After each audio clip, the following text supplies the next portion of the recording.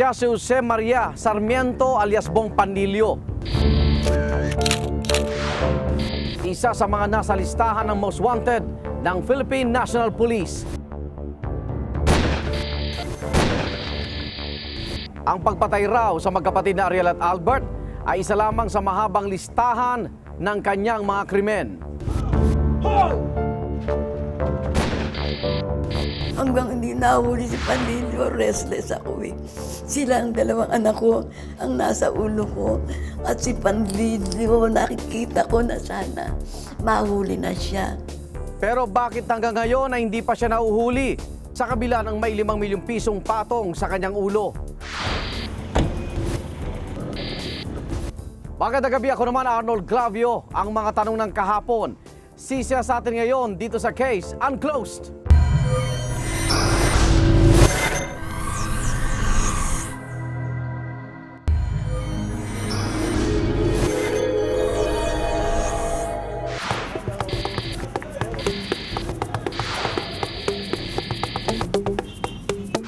Isa si Jose Maria Sarmiento Panlilio alias Bong sa mahigit 1,000 most wanted na tinutugis ng Philippine National Police. 5 milyong piso ang nakapatong sa ulo ni Bong Panlilio. The category would be that a suspect in a crime should have committed a major and heinous crime and that the crime is non-bailable. Si Panlilio ang nag-iisang suspect sa pagpatay sa magkapatid na Albert Gutierrez at Ariel De Castro noong July 15, 2003. Nobyembre noong taong ding iyon nang sampahan siya ng kasong robbery with homicide ng piskal ng Calamba City. Ngunit sa kabila ng inilabas sa warrant of arrest, hindi pa rin siya nahahanap hanggang ngayon.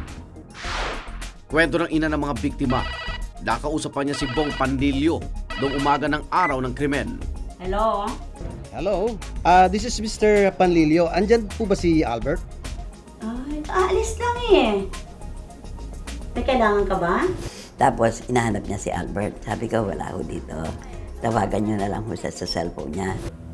Mi, aras po kayo alis. Oh, akala ko nakaalis ka na. Tumawag si Mr. Panlilio. Sabi ko, umalis ka na. Tawagan ko na po siya. Hello, good morning po, Mr. Panlilio. Si Albert po ito. Oh, Albert! Tuloy yung lakad natin mamaya. Pagbaba ni Albert ng telepono, sabi ni Albert, Ma, nililipat ni Mr. Panlilio ngayon daw yung kanyang Starex van ng 250,000 sa Taga Laguna. Ang gusto raw ng Taga Laguna, doon dali ng pera, doon bayaran at doon kunin ang sasakyan. Sabi ko, sige, kayo bahala.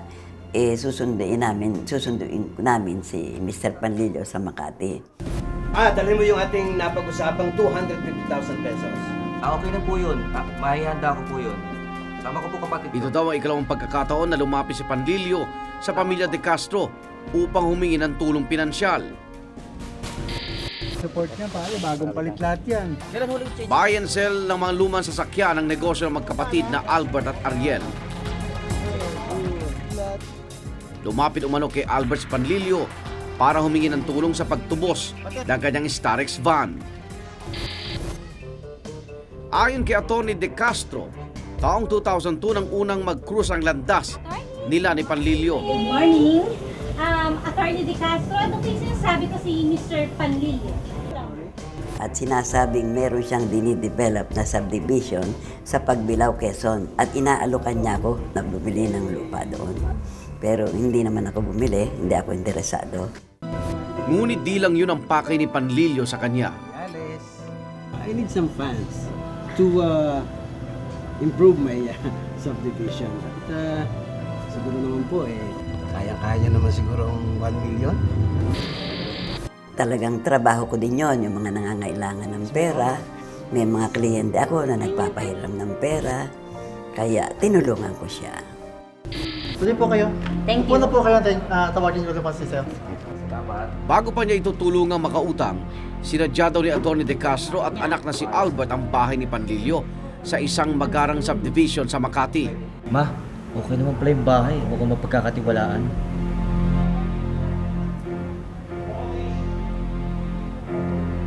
Good evening, Mr. Panlilio. Hi, Atty. De Castro, welcome. Anak ko nga pala, Ah, Mr. Panlilio.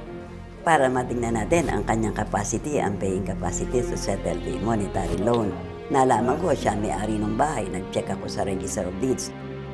Inilam din daw ni Atty. De Castro ang family background ni Panlilio. Siya nga ay anak ng mag-asawang P. Sarmiento Panlilio at Atty. Jose Lasatin Panlilio. Sila ang may-ari ng Panlilio Jewelry Store. Attorney, ito nga pala yung... Ang kanyang ina ay sinasabing personal na alahera ni dating unang ginang Imelda Marcos at iba pang miyembro ng alta sosyedad. Dito nakumbinsi si Atty. De Castro na tulungan si Panlilio. 2 titulo ng lupa na pag-aari ni Panlilio ang nagsilbing collateral sa utang na 1 milyong piso. Hello, Attorney De Castro. Ito po si Mr. Panlilio. Medyo magkakaroon lang po ng konting problema doon sa ating napag-usapan. Ngunit pagsapi na itinakdang araw ng bayaran noong Enero 2003, Hindi niya mabayaran, kumuha siya ng ibang tao na magbabayad dun sa utang na 1 milyon. Doon siya na ngayon ng utang. Doon siya ng utang, yun ang nagbayad ng utang na 1 milyon. Transfer of mortgage. si Albert na raw ang humarap kay Panlilio at sa taong sumalo ng utang. Maayos daw ang naging transaksyon. Ito na po, Mr. Panlilio. Albert, ito yung ako lang bayad ko sa'yo, ha? 1 milyon yan. Hindi ko na nakita si Panlilio magmula noon. Nakalimutan ko na siya. 6 na buwan ang lumipas, naganap ang sinasabing pag-uusap ni Albert at Panlilio sa isang business transaction. Umayag daw si Albert na tubusin ang Starex van sa halagang 250,000 pesos na isinanla ni Panlilio sa ibang tao.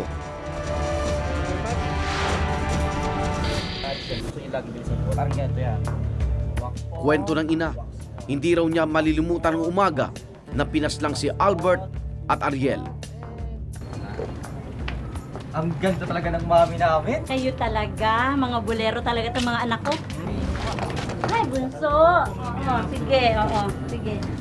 Ingat kayo sa lakad niyo mamaya, ha? Sabi ma. Bye! Pagdating namin sa Malayulay sa U-turn slot, yung driver ko bumusina.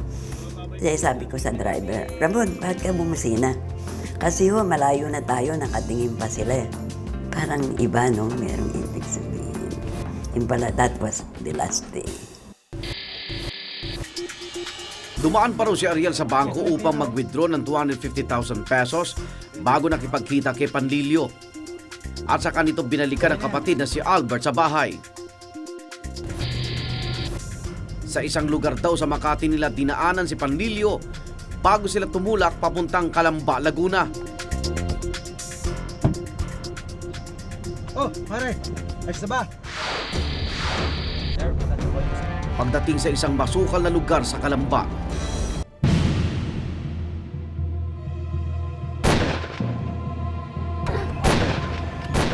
walo ang tama ni Ariel at 6 na beses naman pinaputukan si Albert. Sa morgue na nakita ng ina ang 2 anak. Nakita ko yung 2 anak ko. 2 lamesa. Nakadila at nakatingin sa akin parang buhay. Nalikan ko yung anak ko. Tapos, pinuntahan ko si Ariel. Nandun yung asawa niya. Pinikit ko yung mata. Kahit anong pikit. Hindi napikit ang anak ko. Mga butas ang katawan nila.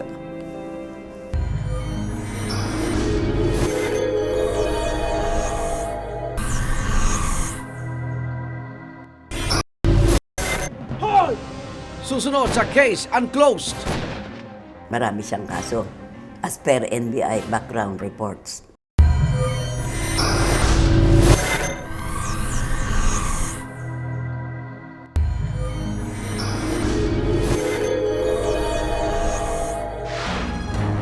Nang gabi maganap ang krimen, iniwan ni Atty. De Castro ang labi ng mga anak sa morgue. Mr. Panlilio! Pumunta siya sa bahay ni Panlilio sa Makati kasama ang mga pulis. Alam ko si Panlilio ang pumatay sa anak ko. Pumunta kami sa bahay ni Panlilio. May pumasok kami sa subdivision, hindi kami pinapasok ng mga security guard. Isang oras bago kami pinapasok, tumawag pa kay Panlilio. Tinawagan, so nakapag-prepare na si Panlilio. Pwede ko bang makausap si Mr. Panlilio? Sabihin niyo yung kaibigan niya, si Mrs. Castro. Hindi po, tatawarin ko po. Nakausap ko pa siya kanina. Kaya alam ko. Kasi ang mga kasama ng mga anak ko. Mrs., sensya na po. Wala po pala dito. Ano? Sinabi mo kanina! Tatawagin mo ang tao sila, wala! Masinungaling kayo! Sensya na po. Akala ko nandito. Marami naman kami magawa na. Umalis na kami ng mga polis.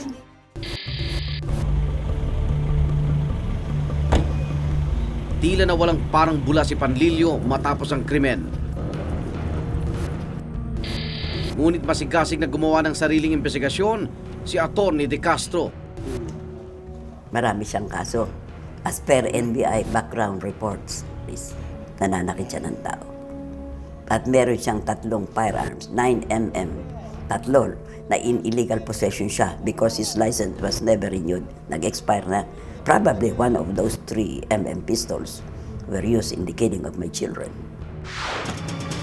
Sa tala ng National Bureau of Investigation o NBI, lumabas na nasangkot si Panlilio sa 2 kaso ng pagtalbog ng tseke.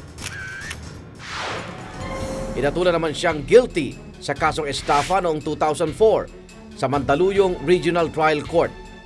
12 hanggang 30 taong pagkakabilanggo ang ipinataw na parusa kay Panlilio. Pinagbayad din siya ng $50,000 sa kanyang nabiktima. Kung hindi ko kalain, dapat pala ang isang tao pag nakilala mo, checkin mo rin o yung mga nasa malalaking bahay sa mga subdivision na heavily guarded, hindi pala ang mga taong nandun ay lahat ay matitino. Sinubukan namin kunin ang panig ng abogado ni Panlilio, ngunit ito ay tumanggi. Naniniwala si Atty. De Castro na planadong pagnanakaw ang ginawa ng suspect sa kanyang mga anak. It was planned. As a matter of fact, there was no Starex band to be redeemed. And what is the reason for attempted kidnapping? Money, diba? Sa isinumiting counter affidavit ni Panlilio sa korte, 2 buwan matapos ang insidente, bari niya itinanggi na may kinalaman siya sa krimen. Hindi umano sila nagkausap ni Albert noong umaga ng July 15, 2003. Alam daw ni Albert na matagal nang naibenta sa ibang tao ang sinasabing Starex van. Bakit naman papato lang anak ko kung wala palang Starex band, ba't magkukuha ng 250,000? Dagdag pa ni Panlilio, malabo raw ang anggulong pagnanakaw laban sa kanya dahil mas mahal ang inabando ng Pajero kumpara sa sinasabing tinangay na 250,000 pesos. Ano ba pangalan nyo? Mr. Jose Maria Panlilio po. Imposible umanong siya ang gumawa ng krimen dahil nasa Nueva Ecija siya ng araw at oras na patayin ng magkapatid. Katunayan, may nakabanggaan pa umano ang kanyang sasakyan. Isang police accident report ang inihain ni Panlilio sa korte na nagpapatunay umano sa naganap na banggaan sa Nueva Ecija. Pirmado ito ng polis na si SPO4 Julio Menor. Ngunit noong 2008, lumabas sa investigasyon ng PNP na peke ang nasabing report ni SPO4 Menor. Tinanggal siya sa serbisyo at ang kasamahan niyang si Police Inspector Romeo Gabriel na tinangka siyang pagtakpan. Hindi ba bakit sila makikipag-connive kung wala pala silang mapuprovecho? Unless merong mataas na tao na nag-prove sa kanila na ilagay yun. Nakausap ng case and close ang 2 nakatatandang kapatid ni Bong Panlilio, ngunit tumanggi silang magbigay ng komento. Ramdam niyo ba dito yung 2 anak niyo na narito? Oo, nararamdaman ko. Andito Ba't pa. ako napapaiyak? Ay, ewan ko. Gusto kong miakapin ako. Wala rin daw kinainatnan ng pagkikita ni Atty. De Castro at mga kapatid ni Panlilio. Tinatawagan ko ang mga kapatid. Sinasabi ko, pagkagabi ako'y nag-iiyak sa gabi. Sabi ko, para nyo ng awa, isurrender nyo ang kapatid nyo, ilaban nyo kung talagang wala siyang kasalanan. Anong sagot sa akin? Hindi ho namin alam. Wala ho kami alam yan.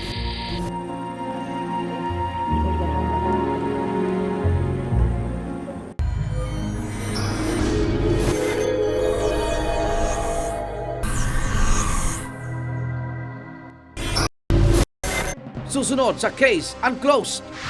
Ngayon nakita ko ang duguan na natawag ng saklolo, bumaba ako.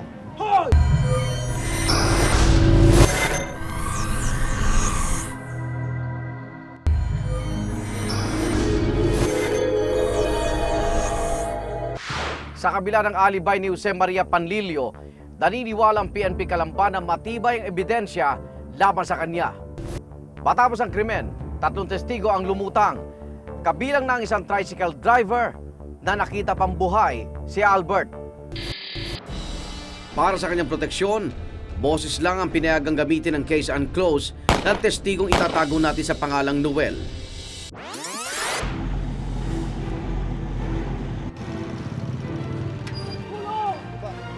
Bubuhatin ko sana yung mama. Mayroon naman sumigaw na, hoy, duguan to. Tapos may mga pera nakadikit, may baril na hawak.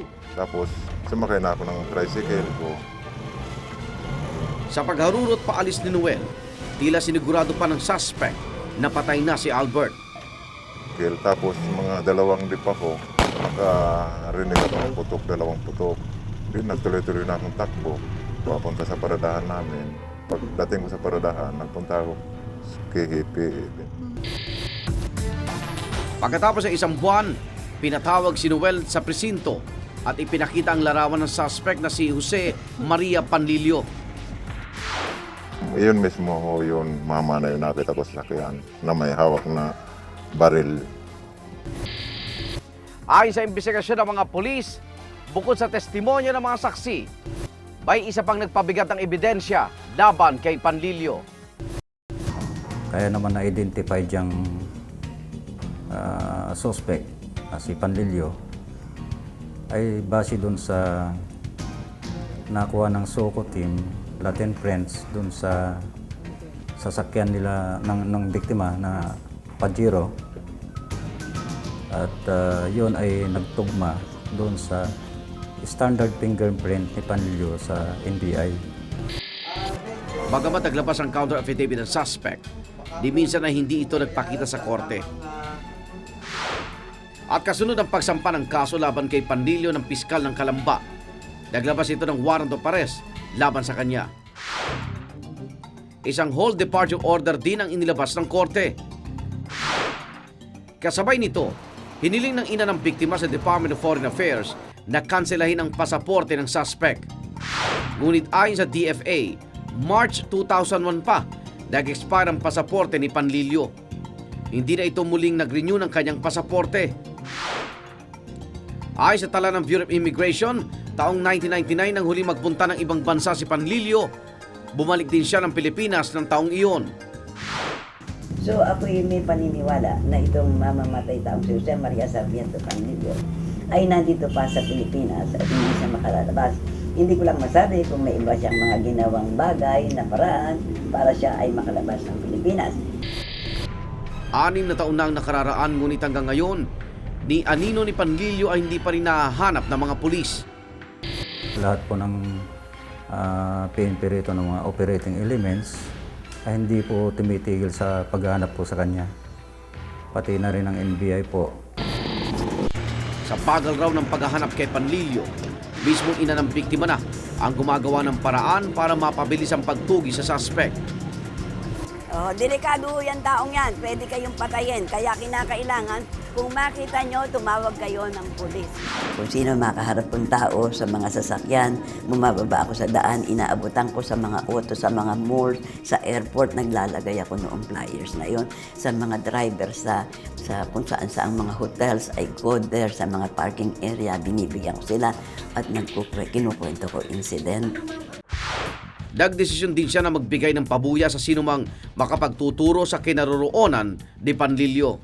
Namamalimos ako sa mga kapatid ko, mga anak ko, taong bayan, sa mga abogadong kapwa ko na nagbibigay naman ng mga donations. Kaya I reached the amount of 3 million additional reward to the reward of 2 million by the PNP. Kaya it now reached 5 million reward. Aabot na daw sa 20 ang probinsyang sinadya ng ina ng mga biktima upang magbigay ng flyers o mag-follow up ng lead. Hanggang hindi nahuli si Panlilio, restless ako eh. Sila ang dalawang anak ko, ang nasa ulo ko. At si Panlilio, nakikita ko na sana mahuli na siya. Matapos na ito. Ayan ang aking mga papeles.